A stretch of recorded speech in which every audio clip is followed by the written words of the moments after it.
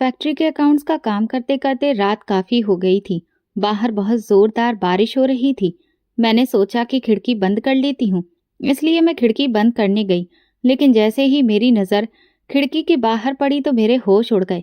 मेरा 12 साल का बेटा, जिसे मैंने कुछ दिन पहले ही अनाथालय से गोद लिया था, वो अकेला लॉन में खड़ा था। मैं हैरान रह गई और तुरंत दौड़कर नीचे पहुंची कि भला वो इतनी बारिश में बाहर क्या कर रहा है। लेकिन गैलरी के गेट पर जब मैं पहुंची तो मैंने देखा कि वो किसी से बात कर रहा है। लेकिन कौन है, ये मुझे नहीं दिख रहा था। वो जो भी था, पौधों के पीछे खड़ा था। ये सब देखकर मुझे कुछ भी समझ नहीं आ रहा था। तभी मेरा बेटा अचानक अंदर लौटने के लिए पलटा। ये देखकर मैं तुरंत दौड़कर अपने कमरे में पहुंची और दरवाजा बंद कर लिया। थोड़ी ही देर में मुझे अपने कमरे के बाहर कदमों की आहट सुनाई दी। मैं समझ गई कि शायद वही आया होगा। मैं चुपचाप आंखें बंद करके सोने का नाटक करने लगी। उसने धीरे से दरवाजा खोला और फिर कुछ देर बाद दरवाजा बंद करके वहां से चला गया। मैं समझ गई कि वो ये देखने आया था कि मैं सो रही हूं या नहीं, या कहीं उसकी चोरी पकड़ी तो नहीं गई। अब मेरे दिमाग में हजारों सवाल एक साथ घूम रहे थे। ये बच्चा जिसे मैं मासूम और प्यारा समझ रही थी, क्या ये कोई चालाक बच्चा है जो मेरे खिलाफ कोई साजिश कर रहा है? लेकिन ऐसा कैसे हो सकता है? एक बच्चा भला मेरे खिलाफ साजिश क्यों करेगा? लेकिन इस बात को झुठलाया भी नहीं जा सकता कि वो इतनी रात को किसी से अकेले में बात कर रहा था, और वो ये भी चाहता था कि मुझे इस बारे में बिल्कुल पता ना चले। और उससे मिलने वाला भला था कौन? मुझे बहुत दुख होने लगा कि जिसे मैंने दिल से अपनाया वही मुझे धोखा दे रहा है। क्या इस जीवन में मुझे कभी कोई वफादार अपना नहीं मिलेगा? ये सब सोचते सोचते मैं अपने अतीत में खो गई। मेरा नाम सुमन है। मेरे पापा एक बिजनेसमैन थे। वे गारमेंट की एक फैक्ट्री चलाते थे। शुरू से ही हमारे यहाँ पैसों की कमी कोई नहीं थी। अगर मेरे लिए कोई कमी थी तो वो मेरी माँ की थी। मेरी माँ मेरे पैदा होने के कुछ महीने बाद ही चल बसी थी। तब से मेरे पिताजी ने ही मुझे अकेले पाल पोस कर बड़ा किया और खूब प्यार दिया। उन्होंने कभी मुझे किसी चीज की कमी महसूस नहीं होने दी। वे हमेशा मुझसे कहते, सुमन, तुम्हें कभी किसी चीज की फिक्र करने की जरूरत नहीं है। मैं जानता हूँ कि मैं तुम्हारे लिए माँ की कमी पूरी नहीं कर सकता, लेकिन फिर भी बेटा, मैं तुम्हारे लिए पिता होने का हर फर्ज निभाऊंगा जो मुझे निभाना चाहिए। मैं कभी कभी खुद को लेकर बदकिस्मत समझती थी, क्योंकि भगवान ने मेरी माँ को मुझसे छीन लिया था। लेकिन जब भी मैं अपने पिताजी का चेहरा देखती तो मुझे एहसास होता कि नहीं, मैं बहुत खुशकिस्मत हूँ, क्योंकि मैंने अक्सर देखा था कि मेरी क्लास में जिन लड़कियों के पिता भी बड़े बिजनेसमैन थे या ऊंचे पदों पर थे, वे अपने बच्चों के लिए ज्यादा समय नहीं निकाल पाते थे। वो हमेशा अपने काम में इतने व्यस्त रहते थे कि अपने परिवार के लिए वक्त ही नहीं होता था। लेकिन मेरे पिताजी कारोबार संभालने के साथ साथ मेरे लिए पर्याप्त समय निकालते थे और मेरा भरपूर ध्यान रखते थे। ये बात सुनने में भले आसान लगे, लेकिन सोच कर देखिए, एक आदमी के लिए अपनी बेटी को अकेले पालना कितना मुश्किल होता है। लड़कियों के जीवन में बहुत सी ऐसी बातें होती हैं जो वे अक्सर अपने पिता से कहने में हिचकती हैं। उन्हें इसके लिए माँ की जरूरत होती है। लेकिन मेरे पिताजी ने कभी ये एहसास नहीं होने दिया कि मैं उनसे अपनी कोई बात नहीं कह सकती, बल्कि उन्होंने हमेशा मुझे समझाया कि मैं उन्हें अपनी हर बात बिना झिझक बता सकती हूँ और वे उसे पूरी समझदारी से लेंगे। जैसे जैसे मैं बड़ी हुई, मैंने खुद को ये समझाया कि जो भी है, जैसा भी है, अब मैं अपनी किस्मत को नहीं कोसूंगी, बल्कि पापा के साथ एक खुशहाल जिंदगी जीऊंगी। मैं उनके हर पल में उनके साथ रहूंगी, ताकि उन्हें कभी भी वो अकेलापन महसूस ना हो जो उन्होंने मुझे कभी महसूस नहीं होने दिया। धीरे धीरे समय बीता और मैं बड़ी हो गई। मेरी पढ़ाई पूरी हो गई थी, इसलिए मैंने पिताजी के साथ ही उनके बिजनेस को ज्वाइन कर लिया।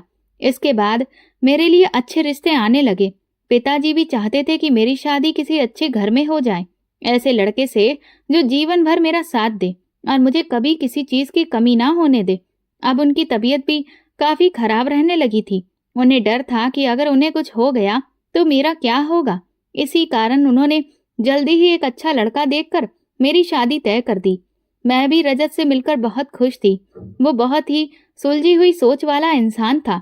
मैं चाहती थी कि जिस तरह मैं अभी पिताजी के बिजनेस में हाथ बटा रही हूँ, शादी के बाद भी मैं उसे संभालती रहूं। जब मैंने ये इच्छा रजत के सामने रखी तो उसने कोई आपत्ति नहीं जताई। बल्कि उसने कहा कि उसे खुशी होगी अगर मैं आगे भी अपने पैरों पर खड़ी रहूं। इससे मुझे सुकून और तसल्ली मिली कि कम से कम मुझे एक ऐसा जीवन साथी मिल रहा है जो मुझे समझता है। बहुत जल्द शादी की तारीख तय हो गई और धीरे धीरे सभी रस्में निभाई जाने लगीं। कभी हल्दी, कभी मेहंदी, कभी संगीत। लेकिन हर रस्म में मैं और पिताजी एक दूसरे से गले लगकर बहुत रोते, क्योंकि शादी के बाद मुझे पिताजी से दूर हो जाना था। मुझे हर वक्त ये डर सताता था कि मेरे जाने के बाद उनका ध्यान कौन रखेगा। भला नौकरों के भरोसे वे कितने दिन रहेंगे। लेकिन मैं करती भी तो क्या, ये तो दुनिया का रिवाज है और इसे सभी को निभाना पड़ता है। हालांकि पिताजी ने मुझे समझाया कि तुम्हें मेरी फिक्र करने की जरूरत नहीं है, मैं खुद अपना ध्यान रख लूंगा।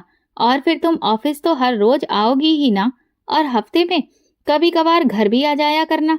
ये सब सोचकर मैंने खुद को समझा लिया और फिर विदा होकर ससुराल आ गई। मेरे ससुराल में मेरी सास, ननद, ससुर सभी थे। सबने मेरा स्वागत खुले दिल से किया। शुरुआत के कुछ दिन काफी अच्छे और खुशनुमा बीते। घर में जो भी रिश्तेदार आता, मेरे ससुराल वाले दहेज में क्या क्या मिला, मुझे कितना कैश और मैं गहना लेकर आई हूँ, ये सब दिखा दिखाकर बहुत खुश होते। शुरू में मुझे ये सब अजीब नहीं लगा, लेकिन जब इस दिखावे की हद बढ़ गई तो मैंने इस बारे में रजत से बात की। क्योंकि वे लोग भी अच्छे खासे खाते पीते परिवार से थे, तो फिर इतना दिखावा करने की जरूरत क्या थी। लेकिन रजत ने कहा, तुम इन सब घरेलू मामलों में ज्यादा दखल मत दो, तुम्हें क्या लेना देना है, तुमसे तो कोई कुछ नहीं कह रहा ना। माँ को इससे खुशी मिल रही है तो तुम्हें क्या परेशानी है। ये सुनकर मैं चुप हो गई, क्योंकि मैं नहीं चाहती थी कि मेरी नई नई ससुराल में मेरी छवि खराब हो। 2 हफ्ते बाद मैंने रजत से कहा कि अब मैं ऑफिस जाना शुरू करना चाहती हूँ। लेकिन रजत ने कहा, अगर तुम इतनी जल्दी ऑफिस जाने लगोगी तो हमारे रिश्तेदार और बाकी लोग क्या कहेंगे। सब यही कहेंगे कि ये लोग अपनी बहू की कमाई खाना चाहते हैं। मैंने रजत से कहा, तुम ये क्या कह रहे हो, तुमने तो पहले ही कहा था ना कि मैं शादी के बाद पापा का बिजनेस आराम से ज्वाइन कर सकती हूँ। रजत ने कहा, वो तब की बात थी, लेकिन फिलहाल मैं तुमसे यही कहूंगा कि तुम आराम से घर पर रहो। और फिर तुम मेरी पत्नी हो। मैंने तुमसे शादी इसलिए नहीं की है कि तुम कारोबार संभालो या नौकरियां करती फिरो, बल्कि तुम्हें तो घर के कामकाज में हाथ बटाना चाहिए और मेरे माँ बाप की सेवा करनी चाहिए। ये सब सुनकर मैं दंग रह गई थी। मैं कभी सपने में भी नहीं सोच सकती थी कि रजत शादी के बाद इतना बदल जाएगा। लेकिन शायद दुनिया की हकीकत यही है। शादी से पहले लोगों की बातें, उनके ख्याल किसी और ही दुनिया के होते हैं, लेकिन शादी के बाद वही लोग वही बातें करने लगते हैं जो इस दुनिया के लोग अक्सर करते आए हैं। और ये हमारी ही गलती होती है जो उनकी बातों पर आंख मूंद कर भरोसा कर लेते हैं। रजत के इस फैसले के बाद मैंने उसे 1-2 बार और समझाने की कोशिश की, लेकिन इससे घर में लड़ाई झगड़े शुरू हो गए। मेरी सास भी मुझ पर ताने कसने लगी कि मैं काम करने से बचना चाहती हूँ, इसीलिए बहाने बना रही हूँ।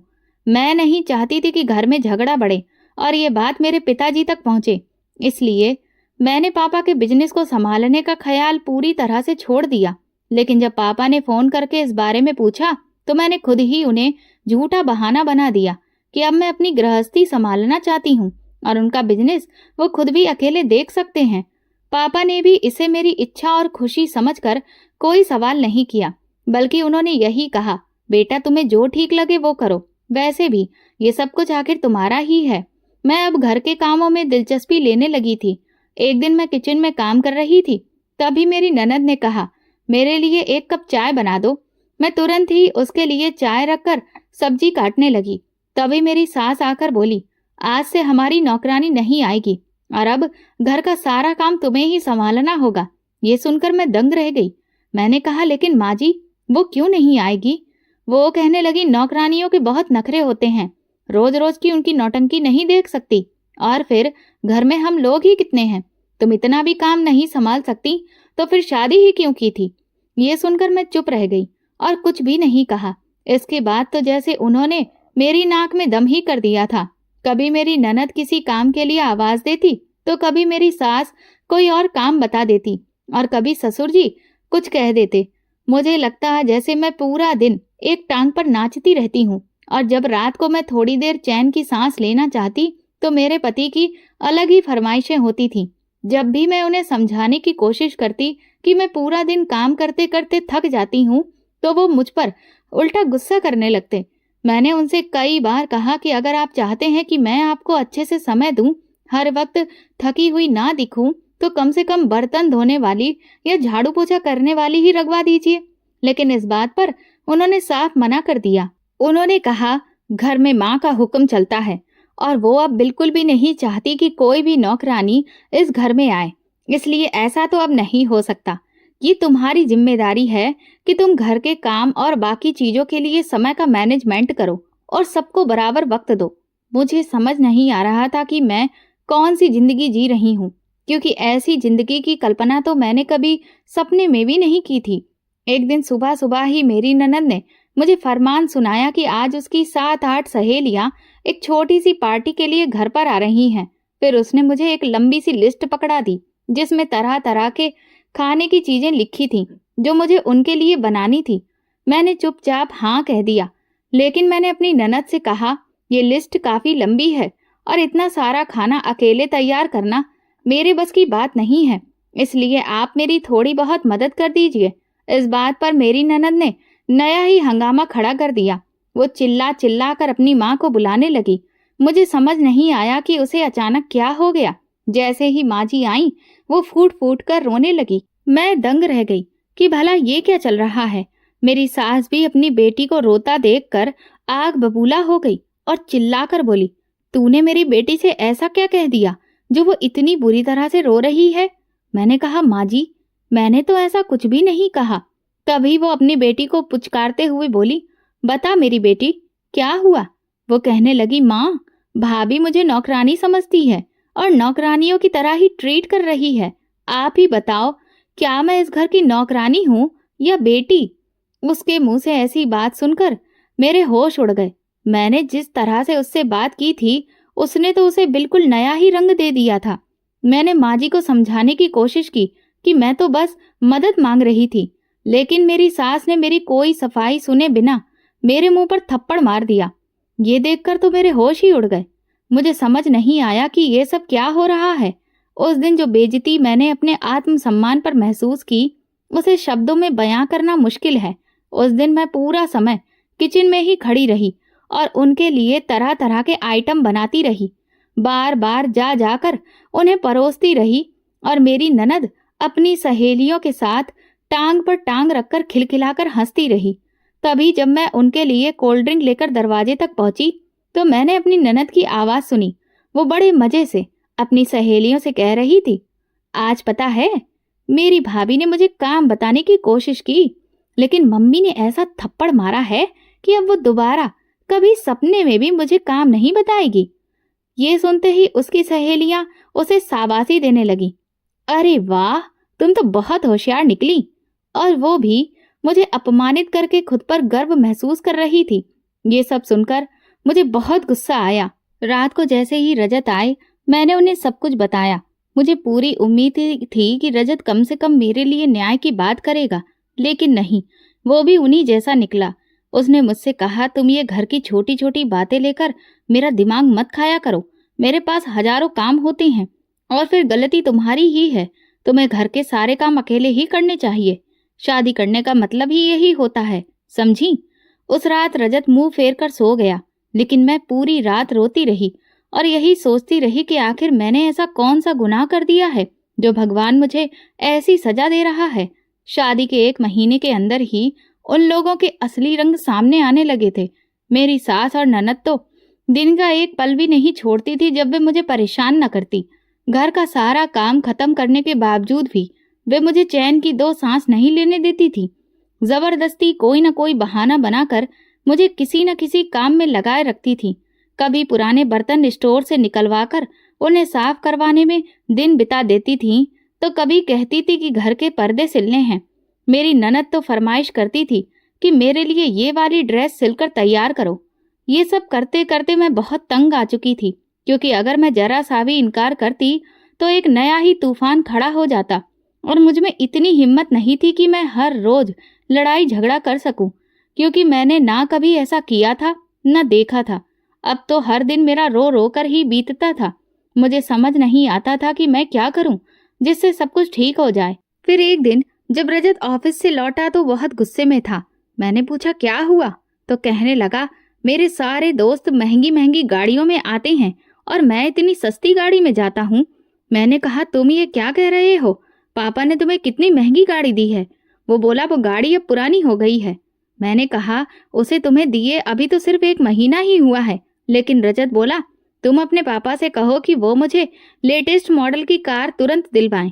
मैंने पहले तो साफ मना कर दिया और कई दिनों तक बात को टालती रही, लेकिन रजत का रोज रोज गुस्सा और नाराजगी देखकर एक दिन मैं पिताजी से इस बारे में बात कर बैठी और अगले हफ्ते ही हमारे घर के दरवाजे पर लाखों की कीमत वाली लेटेस्ट मॉडल की कार खड़ी थी, जिसे देखकर मेरे ससुराल वालों के चेहरे खुशी से खिल उठे। मुझे लगा कि शायद अब सब ठीक हो जाएगा, लेकिन ये मेरी सबसे बड़ी गलतफहमी थी। इसके बाद तो रजत और उसके परिवार वालों की मांगें बढ़ती ही गईं। जब भी मैं कुछ कहती तो यही जवाब मिलता, तुम्हारे पापा का पैसा आखिर है तो तुम्हारा ही, और क्या मैं तुम्हारा नहीं हूँ? तो क्या तुम वो पैसा मुझ पर खर्च नहीं कर सकती? ये सब सुनकर मैं चुप हो जाती थी। धीरे धीरे 1 साल बीत गया, लेकिन घर में बच्चे की कोई किलकारी नहीं गूंजी। मेरी सास ने ताने मारना शुरू कर दिए। मैं खुद भी बहुत परेशान रहने लगी थी। मुझे लगता था कि शायद अगर बच्चा हो जाए तो रजत का रवैया मेरे लिए कुछ नरम पड़ जाए। मैं रो रो कर भगवान से प्रार्थना करती थी कि मुझे जल्द से जल्द माँ बना दे, लेकिन ऐसा कुछ भी नहीं हुआ। आखिरकार मैं डॉक्टर के पास चेकअप करवाने गई और जब मेरी रिपोर्ट आई तो मेरी पूरी दुनिया ही उजड़ गई। डॉक्टर ने साफ कहा कि मैं कभी माँ नहीं बन सकती। मुझे लगा शायद ये कोई गलती है, लेकिन डॉक्टर ने स्पष्ट कह दिया कि नहीं, सच्चाई यही है। जब ये बात मेरे ससुराल वालों और रजत को पता चली तो उन्होंने घर में हंगामा खड़ा कर दिया। उन्होंने मुझ पर आरोप लगाने शुरू कर दिए कि मैंने अपनी सच्चाई उनसे छिपाई और उनके बेटे की जिंदगी बर्बाद कर दी। मैंने उन्हें बहुत समझाने की कोशिश की कि मुझे खुद इस सच्चाई के बारे में कोई जानकारी नहीं थी, लेकिन किसी ने भी मुझ पर विश्वास नहीं किया। मैंने सोचा कि शायद ये डॉक्टर गलत हो और किसी और डॉक्टर से दिखवाया जाए, लेकिन 3-4 डॉक्टरों से चेकअप कराने के बाद भी नतीजा वही रहा। अब मेरे पास कोई उम्मीद नहीं बची थी। एक दिन सुबह जब मैं सोकर उठी तो देखा कि घर में जैसे कोई पंचायत लगी हो। ये देखकर मैं घबरा गई। मेरी सास ने आगे बढ़कर कहा, देखो सुमन, तुम्हारी वजह से मैं अपने बेटे की जिंदगी और बर्बाद नहीं कर सकती। हमने शादी इसलिए नहीं की थी कि मेरे बेटे का वंश ही ना चले, इसलिए अब मेरा बेटा तुमसे तलाक लेना चाहता है और दूसरी शादी करना चाहता है। ये सुनकर मेरा गला सूखने लगा। मैं तुरंत रजत के पैरों में गिर पड़ी और रोते हुए कहा, रजत, ऐसा मत करो। मैं जानती हूँ कि ये बहुत बड़ी कमी है, लेकिन इसका समाधान है। हम बच्चा गोद ले सकते हैं। रजत ने तुरंत मुझे अपने पैर से ठोकर मारते हुए कहा, दिमाग खराब हो गया है तेरा। अगर हमने बच्चा गोद लिया तो तुझे क्या लगता है कि वो बुढ़ापे में मेरा सहारा बनेगा? कभी नहीं। तेरी वजह से मैं अपनी जिंदगी खराब नहीं कर सकता। हर इंसान का नाम, इज्जत और बुढ़ापे का सहारा उसका सगा बेटा ही होता है, समझी? रजत के मुंह से ये बात सुनने के बाद मैंने खुद को पत्थर दिल करके ये समझ लिया कि अब इससे ज्यादा मैं अपने स्वाभिमान को ताक पर रखकर उसे नहीं समझा सकती, क्योंकि मैं जानती थी कि वो जो करना चाहता है वही करेगा, और इसीलिए मैंने चुपचाप उसके तलाक के पेपर्स पर साइन कर दिए और अपना बैग पैक करके पापा के घर लौट आई। मुझे देखकर पापा हैरान रह गए। मैंने उन्हें रो रो कर सब कुछ साफ साफ बता दिया। पापा ने कहा कि ऐसा नहीं हो सकता और मैं उन लोगों से दोबारा बात करूंगा, उन्हें समझाऊंगा। मैंने पापा से कहा, नहीं, आप ऐसा कुछ भी नहीं करेंगे। आपको नहीं पता कि उस घर में रहकर मैंने अब तक क्या क्या झेला है। अपने स्वाभिमान को हर दिन पैरों तले रौंदते हुए देखा है, लेकिन अब मैं आपको उनके आगे झुकते हुए नहीं देख सकती। मेरी आप बीती सुनने के बाद पापा फूट फूट कर रोने लगे। वो कहने लगे, मेरी बच्ची, तुझे क्या जरूरत थी इतने दिन तक ये सब कुछ झेलने की? तू एक बार मुझे फोन करके बता देती। मैंने पापा से कहा, मुझे लगा था कि शायद वो बदल जाएंगे, वो लोग मेरी कदर करेंगे, लेकिन ये मेरी बहुत बड़ी भूल थी। अब जो भी हो, लेकिन मैं अब अपने अतीत को याद करके नहीं जीना चाहती। मेरे तलाक हो जाने के बाद पापा की तबीयत और भी ज्यादा खराब रहने लगी थी। मैं जानती थी कि वो अब मुझे लेकर बहुत परेशान हैं। उन्हें इस बात की फिक्र थी कि मेरे भविष्य का क्या होगा, क्योंकि अब सबको पता चल चुका था कि मैं एक बांझ औरत हूँ। इसीलिए अब कोई भी मुझसे शादी करने के लिए तैयार नहीं होगा। मेरे ससुराल वालों ने मेरी इस कमी को गला फाड़ फाड़ कर बताने में कोई कसर नहीं छोड़ी थी। एक तरह से मेरा जीना ही मुश्किल हो गया था। जब भी मुझसे कोई मिलता तो बस इसी बारे में सवाल करता, और इस वजह से मैंने खुद को घर के अंदर कैद कर लिया। पापा ने कई बार कहा कि मुझे ऑफिस ज्वाइन कर लेना चाहिए, लेकिन अब मेरा आत्मविश्वास पूरी तरह से टूट चुका था। और फिर एक दिन एक ऐसी खबर आई जिसने मेरी बची हुई हिम्मत को भी तोड़ दिया। रजत ने दूसरी शादी कर ली थी।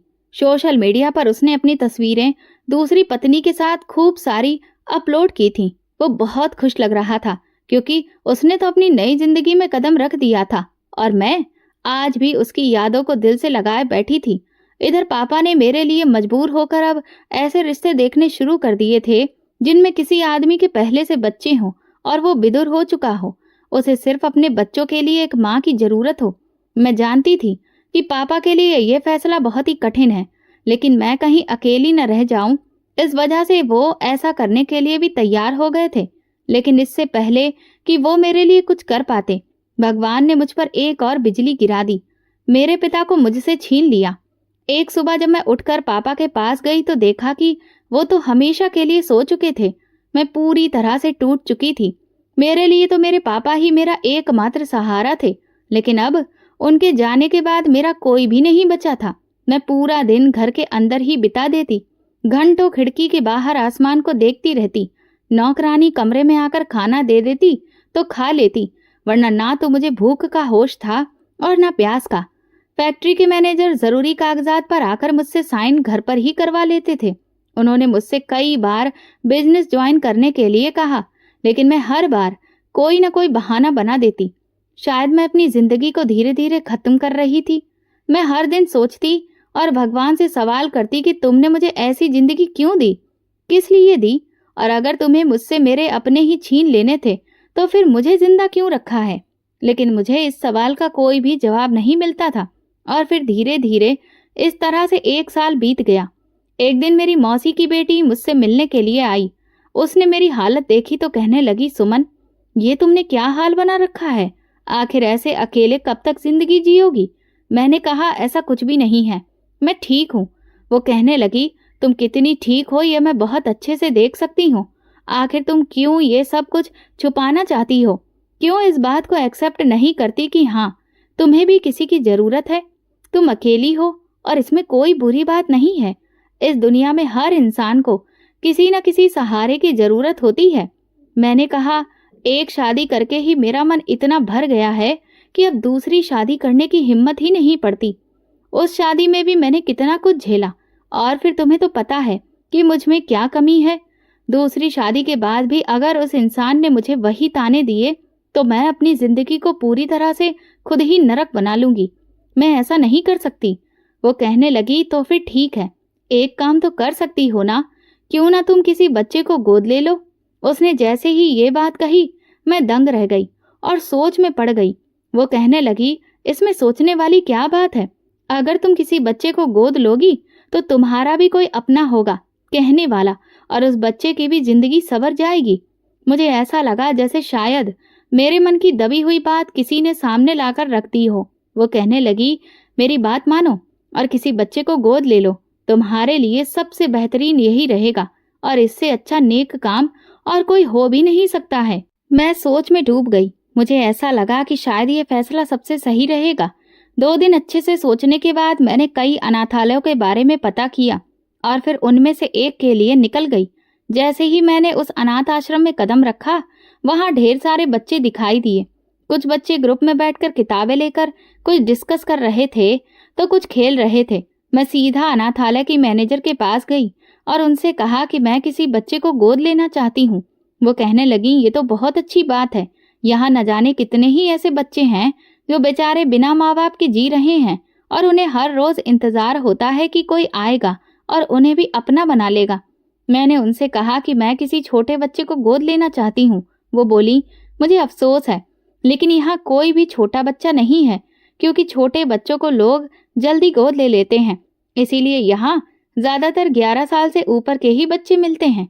ये सुनकर मुझे थोड़ी उदासी हुई, लेकिन फिर भी मैंने उनके कहने पर सोचा कि एक बार बच्चों से मिल लेती हूँ। मैं उस हॉल की तरफ बढ़ गई जहां से बच्चों के कमरे शुरू होते थे। मैं एक एक करके हर बच्चे को देख रही थी। तभी मेरी नजर एक बच्चे पर पड़ी जो एक कोने में बिल्कुल अकेला शांत बैठा था। न जाने किस सोच में खोया हुआ था। पता नहीं क्या हुआ, लेकिन उसे देखकर मेरे कदम अपने आप ही उसकी तरफ खिंचते चले गए। मैं उसके पास गई और उसके सिर पर हाथ फेरते हुए पूछा, बेटा क्या कर रहे हो? उसने गर्दन उठाकर मेरी तरफ देखा और खामोश आंखों और चेहरे के साथ कहा, कुछ नहीं आंटी, बस यूं ही बैठा था। मैं भी उसके पास ही बैठ गई और तकरीबन 1 घंटे तक हम दोनों यूं ही बैठे रहे। ना उसने कुछ कहा और ना मैंने, लेकिन फिर भी एक अजीब सा सुकून मेरे दिल में उतर आया था। शाम ढलने लगी तो मैं वापस घर लौट आई। उस दिन के बाद मैं हर रोज अनाथालय जाने लगी और उन बच्चों से मिलने लगी। मुझे उन बच्चों से लगाव महसूस होने लगा। मैं वहां बच्चों के लिए कुछ न कुछ खाने पीने का सामान लेकर जाती, जिससे वे सभी बच्चे बहुत खुश हो जाते। एक दिन जब मैं बच्चों के बीच बैठी थी तो उसी बच्चे ने अचानक मेरा हाथ पकड़कर कहा, आंटी आप मुझसे रोज मिलने आया करेंगी? मैंने मुस्कुराकर कहा, नहीं बेटा। ये सुनते ही उसका चेहरा उतर गया। मैंने कहा, मैं चाहती हूँ कि तुम मेरे घर चलो, मेरे बेटे बनकर। उसने नजर उठाकर मेरी तरफ देखा, लेकिन कुछ बोला नहीं। फिर मैंने उससे कहा, बताओ बेटा, क्या तुम मेरे बेटे बनोगे? वो अचानक मुझे गले लग गया। उस पहले एहसास में मुझे महसूस हुआ कि हाँ, मैं भी माँ बन सकती हूँ। मेरे अंदर भी ममता है। उस दिन पहली बार मुझे लगा कि सिर्फ बच्चे को जन्म देना ही माँ बनने का एहसास नहीं देता, बल्कि एक औरत के अंदर माँ का एहसास तो पहले से ही भरा होता है। बस उसे कोई ऐसा चाहिए जिस पर वो अपनी ममता लुटा सके। और इसके लिए यह जरूरी नहीं कि उस बच्चे को उसे अपनी कोख से ही जन्म दिया हो। उस बच्चे ने जब अपना चेहरा उठाया तो बोला, तो क्या आज से मैं आपको मम्मी कह सकता हूँ? ये सुनते ही मेरे रोंगटे खड़े हो गए और मेरी आंखों से आंसू बहने लगे।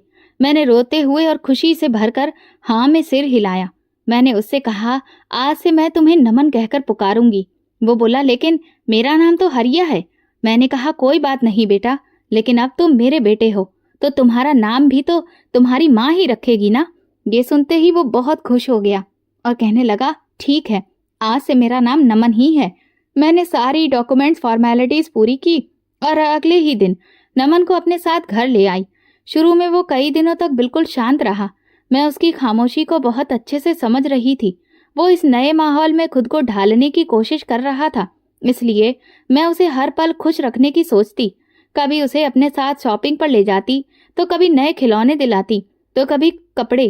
कुछ दिनों बाद मैंने उसका एडमिशन एक अच्छे स्कूल में करवा दिया, लेकिन न जाने क्यों मुझे ऐसा लगने लगा कि नमन अंदर से उदास है, जैसे उसके अंदर कुछ ऐसा है जो वो किसी से कह नहीं पाता।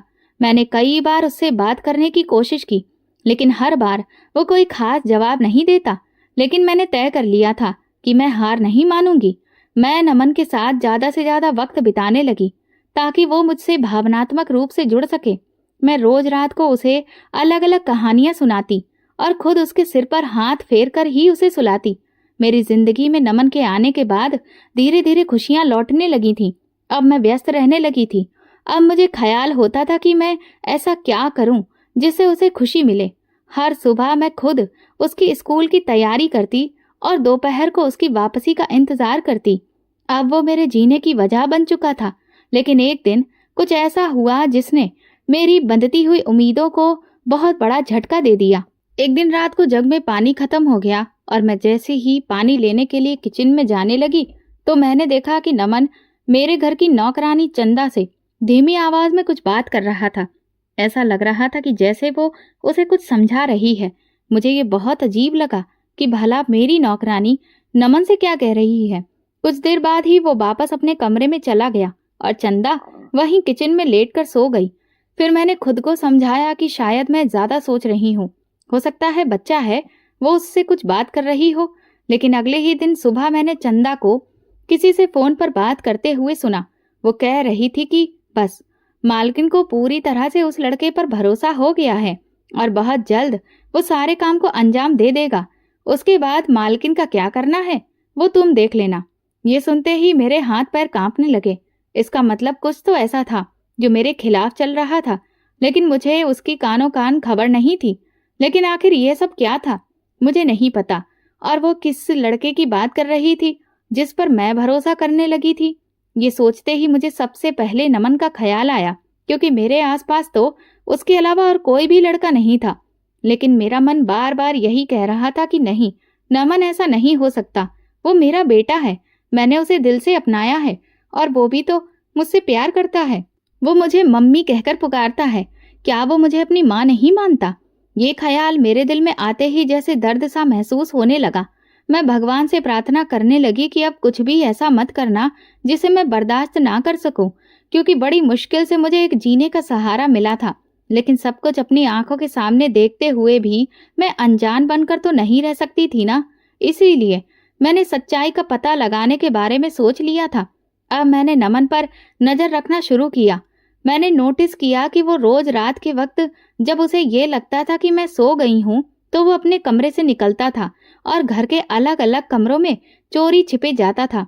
शायद वो कोई चीज ढूंढ रहा था, शायद किसी चीज का पता लगा रहा था। लेकिन वो क्या हो सकता है, ये सब देखकर मुझे बहुत बुरा लगता था। मैंने नमन को इतना प्यार किया, उसका इतना ख्याल रखा, लेकिन वो न जाने क्यों ऐसा कर रहा था। मुझे सब पता था कि मेरे खिलाफ कुछ तो चल रहा है, लेकिन इसके बावजूद भी मैंने नमन के प्रति अपने लगाव को कम नहीं किया, क्योंकि मैं चाहती थी कि वो मेरे ममता से भरे प्रेम को दिल से महसूस करे। एक दिन जब नमन स्कूल से घर वापस लौटा तो उसके बाल पूरी तरह से बिखरे हुए थे और ड्रेस भी बहुत ज्यादा अस्त व्यस्त और गंदी थी। मैंने उससे पूछा कि ये सब कैसे हुआ, तो उसकी आंखों में आंसू आ गए, लेकिन वो कुछ बताने को तैयार ही नहीं था। कहने लगा कि बस छुट्टी के टाइम पर गिर गया था। मैंने उसे प्यार से अपनी गोद में बिठाया और उसके सिर पर हाथ फेरते हुए कहा, तुम तो मेरे अच्छे बेटे हो ना, अपनी माँ को नहीं बताओगे कि ये सब कैसे हुआ? वो अचानक से रो पड़ा और मुझे गले लगाकर बोला, मम्मी मैं कल से स्कूल नहीं जाऊंगा। मैंने कहा, क्यों, ऐसा क्या हो गया? वो कहने लगा, मुझे क्लास का एक बच्चा बहुत परेशान करता है और कहता है कि मेरे माँ बाप नहीं है। वो मुझे बहुत चिढ़ाता है और उसने ही क्लास के सभी बच्चों को ऐसा बोल दिया है। अब वो सभी मुझे परेशान करते हैं। ये सुनते ही मुझे बहुत बुरा लगा। उस दिन मैंने पहली बार नमन को इतना कमजोर देखा था। इतना कमजोर तो मैंने उसे अनाथ आश्रम में अकेले बैठे हुए भी नहीं देखा था। लेकिन मैंने फैसला कर लिया था कि मैं अपने बेटे को इस तरह से कमजोर पड़ते हुए नहीं देखूंगी। मैं अगले ही दिन स्कूल गई और प्रिंसिपल मैडम से इस बारे में बात की। पहले तो उन्होंने कहा कि वो इसको लेकर सख्त एक्शन लेंगी और उन बच्चों से बात करेंगी। लेकिन मैंने उनसे कहा कि अगर आप मुझे इजाजत दें तो मैं खुद उन बच्चों से बात करना चाहती हूँ। मैं तुरंत ही नमन की क्लास में गई। उसने जैसे ही मुझे अपने सामने देखा तो एकदम से चौंक गया, क्योंकि उसे नहीं पता था कि मैं आज उसके स्कूल आने वाली हूँ। मैंने उन सबके सामने खुद को इंट्रोड्यूस कराया कि मैं नमन की माँ हूँ।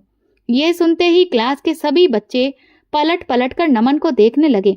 मैंने कहा, आप सब लोग नमन के फ्रेंड हैं ना? इस बात पर सभी बच्चे एक साथ सिर हिलाने लगे। मैंने कहा, तो फिर क्या दोस्त ऐसे होते हैं जो अपने दूसरे दोस्त को चिढ़ाते हैं, परेशान करते हैं? अच्छा दोस्त तो वो होता है जो कभी भी अपने दोस्त को दुख ना दे, उसे कोई परेशानी ना दे। तो क्या आप सब अच्छे दोस्त नहीं हैं? ये सुनते ही क्लास में बैठे कुछ बच्चों के चेहरे लटक गए।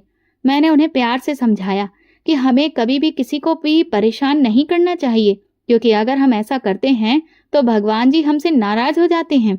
उन बच्चों से बात करने के बाद मैं घर वापस आ गई और उसी दिन जब नमन घर लौटा तो उसके चेहरे पर जो चमक थी वो देखने के लायक थी।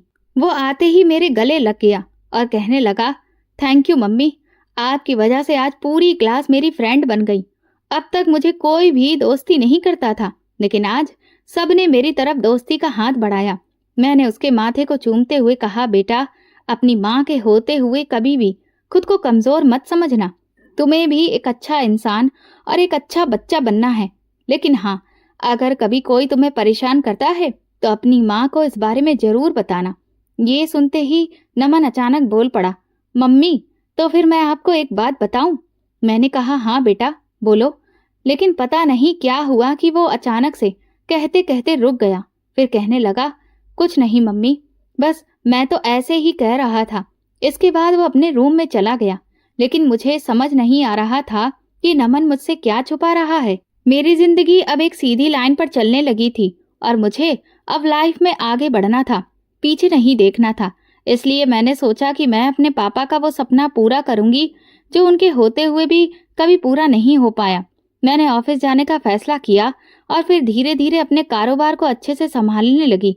एक दिन जब मैं फैक्ट्री के अकाउंट से संबंधित कुछ चीजें चेक कर रही थी तो काफी रात हो गई। उसी दिन बहुत तेज बारिश हो रही थी। जैसे ही मैं खिड़की बंद करने गई तो मैंने देखा कि नमन बाहर बारिश में लॉन में खड़ा है और किसी से बात कर रहा है। मैं तुरंत दौड़कर नीचे पहुंची, लेकिन वो व्यक्ति जिससे वो बात कर रहा था मुझे दिखाई नहीं दिया। कुछ ही देर बाद नमन वापस पलटकर अंदर आने लगा।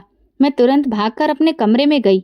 उसके बाद नमन दबे पांव ये चेक करने के लिए आया कि मैं अभी भी सो रही हूं या नहीं। अब तो मुझे समझ नहीं आ रहा था कि मेरे घर में ये चल क्या रहा है। क्या वो बच्चा जिसे मैं अपना बेटा मान रही हूँ वाकई मेरा बेटा है, या फिर इसके पीछे कोई बहुत बड़ी साजिश चल रही है। मुझे अब इतना तो समझ आ चुका था कि इस सब में नमन के साथ मेरी नौकरानी भी मिली हुई है और शायद कोई तीसरा इंसान भी है जिसके बारे में अभी मुझे कुछ पता नहीं है। मैंने अगले ही दिन सबसे पहले उस नौकरानी को काम से निकाल दिया। पहले तो वो मिन्नतें करने लगी, लेकिन मैंने साफ साफ कह दिया कि अब घर में ज्यादा कोई है नहीं, तो मैं घर की जिम्मेदारी अकेले भी उठा सकती हूँ। इसके बाद उसने ज्यादा बहस नहीं की और चुपचाप चली गई। मैंने देखा कि नमन ये सब चुपचाप देख रहा था, लेकिन उसने इस पर कोई रिएक्शन नहीं दिया। पर मैं जानती थी कि उसके मन में इस वक्त बहुत कुछ चल रहा है। अगले दिन नमन के स्कूल जाते ही मैं सीधे पुलिस स्टेशन पहुंची। मेरे पापा के कमिश्नर अंकल से अच्छी जान पहचान थी। जिंदगी में पहली बार मैंने अपनी जान पहचान का फायदा उठाने की कोशिश की और जो कुछ मैंने अब तक देखा और महसूस किया था वो सब कुछ उन्हें बता दिया। कमिश्नर अंकल ने मुझसे कहा, तुम बिल्कुल भी फिक्र मत करो, हम इस मामले की गहराई से जांच करेंगे। इसी बीच शाम के वक्त नमन अपने कुछ दोस्तों के साथ बाहर ग्राउंड में खेल रहा था कि तभी उसके रोने की आवाज आई। मैं दौड़कर बाहर गई तो देखा कि उसका घुटना बुरी तरह छिल गया था, जिससे बहुत खून निकल रहा था।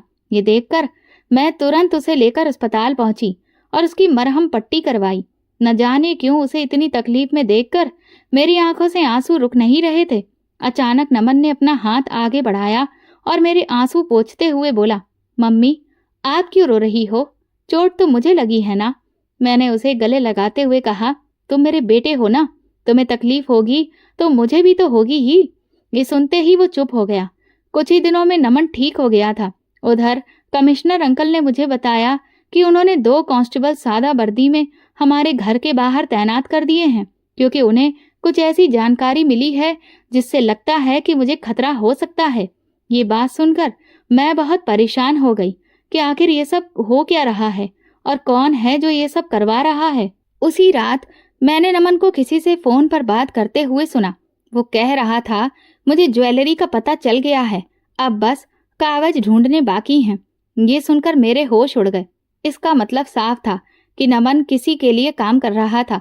मैंने तुरंत कमिश्नर अंकल को फोन करके सब कुछ बता दिया, लेकिन मुझे दुख इस बात का था कि मैंने नमन से इतना प्यार किया, फिर भी शायद उसने मुझे दिल से कभी अपनी मां माना ही नहीं।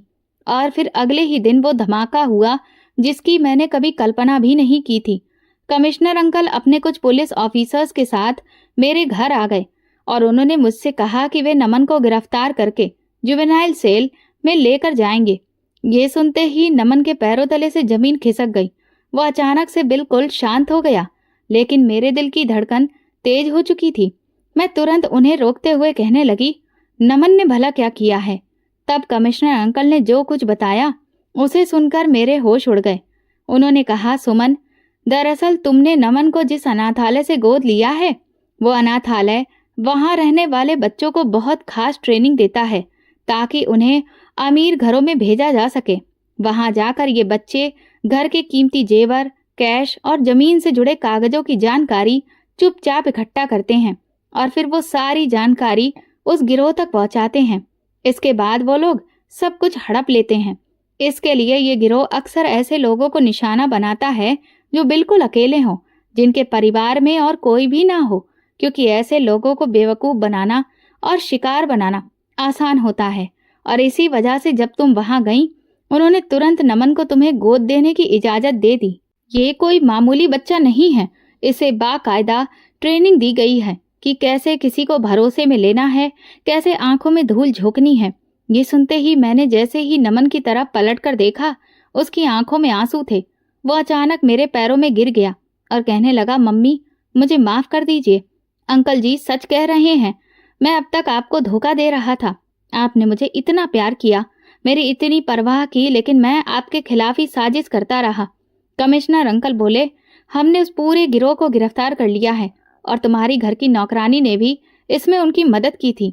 दरअसल उसी ने खुद जाकर तुम्हारी सारी जानकारी उन लोगों को दी थी और उसने अपना 50% कमीशन भी तय कर लिया था। ये सुनकर मैं धम्म से सोफे पर बैठ गई। मुझे कुछ समझ नहीं आ रहा था कि ये सब हो क्या रहा है। कमिश्नर अंकल बोले, उस गिरोह और तुम्हारी नौकरानी को गिरफ्तार कर लिया गया है और अब हम लोग इसीलिए यहाँ आए हैं। इसके बाद मेरी आंखों के सामने ही पुलिस नमन को पकड़कर अपने साथ ले गई। मैं पीछे अकेली, तन्हा और सन्नाटे में बैठी रही। आज मैं फिर से वहीं पहुंच गई थी जहां कुछ साल पहले थी। मेरी जिंदगी फिर से वीरान हो चुकी थी। अगले 2-3 दिन मैंने बस रोते हुए बिताए, लेकिन मेरे मन में बस एक ही सवाल था, नमन ने ऐसा क्यों किया? वो अगर चाहता तो कम से कम एक बार तो मुझे बता सकता था। क्यों नहीं कहा कि वो ऐसा सब नहीं करना चाहता? मुझे अपने सवालों के जवाब चाहिए थे और इसी वजह से मैं अगले दिन जेल पहुंची नमन से मिलने। मैंने उससे पूछा, बेटा तुमने मुझे कभी क्यों कुछ भी नहीं बताया? क्या मेरे प्यार में कोई कमी रह गई थी? उसने तुरंत मुझे गले लगाकर कहा, नहीं मम्मी, आपने तो मुझे इतना प्यार किया, बल्कि आप तो इस दुनिया की सबसे अच्छी मम्मी हैं। मैंने अपनी असली माँ को कभी देखा नहीं, लेकिन आप तो वो हैं जिसे मेरी तकलीफ से भी तकलीफ होती है। मैंने कई बार सोचा कि मैं आपको सब कुछ बता दूं, लेकिन फिर डर जाता था। आपको नहीं पता, अनाथ आश्रम में हमें सिर्फ ट्रेनिंग नहीं दी जाती, बल्कि अगर कोई बच्चा फेल हो जाए तो उसे कितनी बुरी तरह से पीटा जाता है, भूखा रखा जाता है और धमकाया जाता है कि अगर मुंह खोला तो हमारी और हमारे अपनों की जान ले ली जाएगी। मुझे बार बार धमकाया गया था कि अगर आपने सच्चाई जान ली तो वो लोग न सिर्फ मुझे बल्कि आपको भी खत्म कर देंगे। इसी डर से मैं हमेशा चुप रहा। नमन की सच्चाई सुनकर मेरी आंखों से आंसू बहने लगे। मैंने उससे कहा, बेटा अब चिंता मत करो, अब तुम्हारी माँ आ गई है, अब तुम्हारे साथ कोई कुछ नहीं कर सकता और उन मुजरिमों को मैं सजा दिलाकर रहूंगी। अगले हफ्ते अदालत में पेशी थी। जब उन सबको कोर्ट में लाया गया तो पुलिस ने सारे सबूत जज के सामने पेश किए। मैंने जज से दरख्वास्त की, मेरे बेटे ने जो भी कुछ किया है वो बस मजबूरी में किया, इसमें उसकी कोई गलती नहीं है।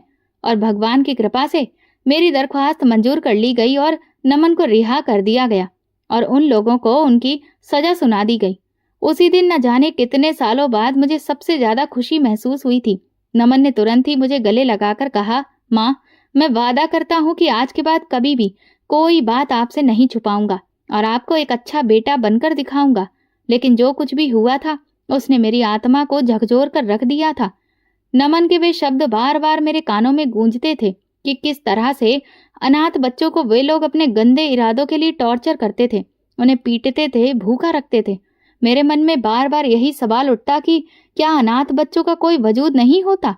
वे छोटे छोटे मासूम बच्चे, उन पर इन सब चीजों का कितना बुरा असर होता होगा। और आज भी न जाने कितने ही ऐसे अनाथ आश्रम होंगे जहां पर नमन जैसे बच्चे ऐसी ही जातियां बर्दाश्त कर रहे होंगे। यही सब सोचकर मैंने फैसला कर लिया कि शायद मैं सबके लिए कुछ नहीं कर सकती, लेकिन किसी न किसी के लिए तो इस अंधेरे रास्ते पर उम्मीद की किरण बन सकती हूँ। मैंने एक ऐसे आश्रम का निर्माण करवाया जहां न सिर्फ अनाथ बच्चे रहेंगे, बल्कि वे बुजुर्ग भी रहेंगे जिन्हें उनके बच्चों ने बेसहारा छोड़ दिया है, ताकि अनाथ बच्चों को भी माँ बाप के जैसा प्यार मिल सके। मैंने उस आश्रम का नाम रखा उम्मीद। इसके बाद मैं फैक्ट्री और आश्रम दोनों को अच्छे से संभालने लगी। साल कब बीत गए पता ही नहीं चला। नमन ने अपनी पढ़ाई पूरी करने के बाद कंधे से कंधा मिलाकर मेरे साथ फैक्ट्री के कारोबार को संभाल लिया। हमने एक और नई फैक्ट्री भी खोली थी और अब हम दोनों माँ बेटे एक दूसरे की जान थे।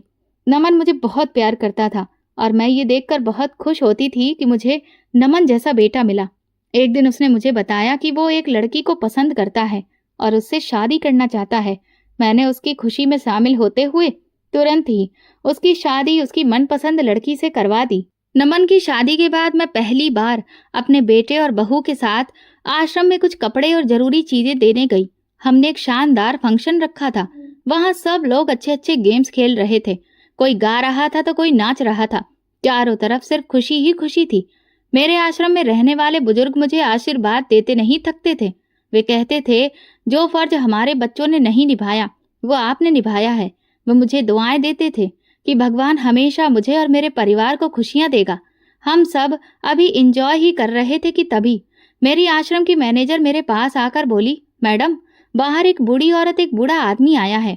उस आदमी को काफी चोटें लगी हैं और औरत शायद उसकी पत्नी है। वो बहुत बुरी तरह से रो रही है। वे दोनों हमारे आश्रम में रहना चाहते हैं। ये सुनते ही मैं, नमन और मेरी बहू तीनों ही वहां पहुंचे। नमन ने जैसे ही उस बूढ़े आदमी को देखा तो तुरंत उसे सहारा देकर एक बेंच पर बिठाया और डॉक्टर को बुलाने चला गया। लेकिन जैसे ही मैंने उस आदमी का चेहरा देखा तो मेरे होश उड़ गए। मेरे मुंह से एक शब्द नहीं निकल पा रहा था और वो आदमी भी एकटक मुझे देखे जा रहा था। तभी नमन डॉक्टर को लेकर आया। डॉक्टर ने उसकी मरहम पट्टी की, कुछ दवाइयां लिखी और फिर चला गया। अचानक उस आदमी की पत्नी मेरे पास आकर बोली, बहन, तुम यहाँ की मालकिन हो। मैं तुम्हारे आगे हाथ जोड़ती हूँ। मुझे और मेरे पति को रहने के लिए छत दे दो। हमारे पास अब कोई सहारा नहीं है। मेरे बेटे ने हम दोनों बुढ़ा बुढ़िया को धक्के मारकर हमारे ही घर से बाहर निकाल दिया। ये कहते ही वो फूट फूट कर रोने लगी। मैं दंग रह गई। मैंने हैरत भरी नजरों से उस आदमी की तरफ देखा, क्योंकि वो आदमी और कोई नहीं, मेरा पति था रजत, जिसने मुझे सालों पहले औलाद पैदा ना कर पाने की वजह से तलाक दे दिया था। वो वहीं बेंच पर बैठे बैठे मुझे देखकर हाथ जोड़कर रोने लगा और कहने लगा, सुमन, मुझे माफ कर दो। मैंने तुम्हारे साथ जो किया, आज वही दिन मुझे देखना पड़ रहा है। उसके मुंह से ये शब्द सुनकर हर कोई हैरान था। किसी को समझ नहीं आ रहा था कि ये सब क्या हो रहा है। नमन मेरी तरफ सवालिया नजरों से देखने लगा तो मैंने उससे कहा, दरअसल बहुत सालों पहले मेरी शादी हुई थी और फिर तलाक हो गया था। मेरे पति ने तुरंत पूछा, और ये कौन है? सुमन, मैंने मुस्कुराकर कहा, ये मेरा बेटा है और ये मेरी बहू। इस आश्रम को मैं अपने बेटे के साथ मिलकर ही बहुत अच्छे से संभालती हूँ। मेरा पति हैरान होकर बोला, लेकिन ये तुम्हारा बेटा कैसे हो सकता है? मैंने कहा, ये भले मेरी कोख से जन्मा नहीं है, लेकिन मैंने इसे गोद लिया है और अब ये मेरा ही बेटा है। नमन कहने लगा, माँ, लेकिन इन्होंने आपको तलाक क्यों दिया था? इससे पहले कि मैं कुछ कहती, मेरे पति कहने लगे, मैंने तुम्हारी माँ को तलाक सिर्फ इसलिए दिया था बेटा, क्योंकि वो कभी माँ नहीं बन सकती थी। और जब उसने मुझसे कहा कि हम कोई बच्चा गोद ले लें, तो मैंने उससे कहा था कि बुढ़ापे का सहारा तो सिर्फ सगी औलाद ही बन सकती है, गोद लिया हुआ बच्चा नहीं। और इसीलिए मैंने तुम्हारी माँ को तलाक दे दिया था। लेकिन मैं पूरी तरह से गलत साबित हो गया। मेरे सगे बेटे ने आज मुझे मार पीट कर मेरे ही घर से बाहर निकाल दिया। और एक तुम हो, जो भले ही अपनी माँ की सगी औलाद नहीं हो, लेकिन उन्हें अपने साथ रख रहे हो। ये सुनते ही नमन तुरंत बोला, मैं अपनी माँ को नहीं रख रहा हूँ, बल्कि मैं अपनी माँ के साथ रह रहा हूँ और हमेशा रहूंगा। नमन के मुंह से ऐसी बात सुनकर मेरे चेहरे पर मुस्कान आ गई। मेरे पति कहने लगे, मेरे कर्मों का यही नतीजा है जो आज भगवान ने मुझे आईना दिखा दिया। मैंने उनसे कहा, यहाँ बात सगे या सौतेले की नहीं है, बात है संस्कारों की, कि आप अपने बच्चों को कैसे संस्कार देते हैं। क्योंकि कल जो संस्कार आप अपने बच्चों को देंगे, वही आपको आगे चलकर भविष्य में उनमें दिखाई देंगे। एक दिन वो था जब तुमने मुझे अपने घर से धक्के देकर निकाल दिया था, और एक आज का दिन है जब तुम खुद सहारा ढूंढते हुए मेरे ही पास छत की उम्मीद लेकर आए हो। ये सुनते ही उनका चेहरा शर्म से झुक गया। मैंने मैनेजर से कहा कि इन्हें वही सारी सुविधाएं दी जाएं जो यहाँ बाकी लोगों को मिलती हैं। इतना कहकर मैं अपने बेटे और बहू का हाथ पकड़कर बाहर चली आई। नमन मुझसे कहने लगा, माँ, आपने अपनी जिंदगी में कितना कुछ झेला है। मैंने उसका चेहरा अपने हाथों में लेकर कहा, बेटा, मैंने बहुत दुख झेले, लेकिन जब भगवान ने मुझे तुम्हें दे दिया ना, तो मेरे सारे दुख सुख में बदल गए। ये सुनते ही मेरे बेटे ने मुझे प्यार से गले लगा लिया। दोस्तों, तो आप बताइए, क्या आपको भी लगता है कि सिर्फ सगी औलाद ही सहारा दे सकती है, या फिर प्यार में इतनी ताकत होती है कि किसी को भी अपना बनाया जा सकता है? दोस्तों, ये वीडियो केवल और केवल मनोरंजन के उद्देश्य से बनाया गया है। सभी पात्र काल्पनिक हैं। वास्तविक व्यक्तियों, जीवित या मृत या वास्तविक घटनाओं से कोई समानता विशुद्ध रूप से संयोग है। किसी भी व्यक्ति, धर्म या जाति को ठेस पहुंचाने की मंशा नहीं है। अगर आपको हमारी कहानी पसंद आई हो तो कमेंट करके ज़रूर बताएं। वीडियो को लाइक करें और ज़्यादा से ज़्यादा शेयर करें। अगर आप चैनल पर नए हैं तो सब्सक्राइब जरूर करें और नोटिफिकेशन बेल दबाएं ताकि अगली अपडेट सबसे पहले आपको मिले। धन्यवाद।